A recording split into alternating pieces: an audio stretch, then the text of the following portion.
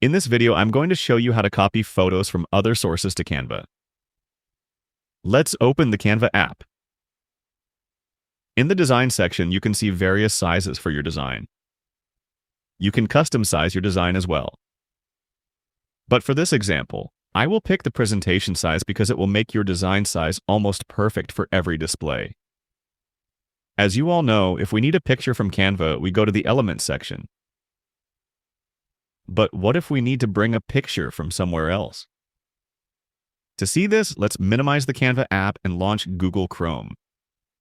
In the search bar, let's search for a sports car, for example. In the top menu, click on Images. Here, you see so many results for your search. Let's pick this one. Click on the image. When the image appears bigger, right-click on it. In the pop-up menu, click on Copy Image. Be sure to click on the Copy Image option, not the Copy Image Address option. Now go back to the Canva app. Right-click on your design page and click on Paste. You can see that my copied image is pasted here. You can also paste the image by pressing Ctrl+V on your keyboard. You can see that when I paste an image, it is imported into the Upload section. Following these steps, you can import any number of images you want. Just open a new page. Go to Google Chrome and pick another image.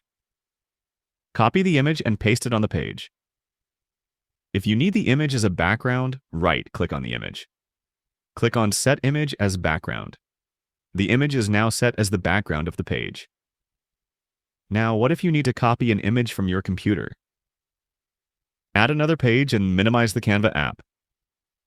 Suppose you need to copy this image. Right-click on the image and click on Copy. Now go back to the Canva app. Click on the design page and press Ctrl+V on your keyboard. Here, my image is pasted on the design page. Feel free to reach out if you encounter any issues during the process. If this video helps you out, please leave a like and subscribe. Comment below if you have any questions.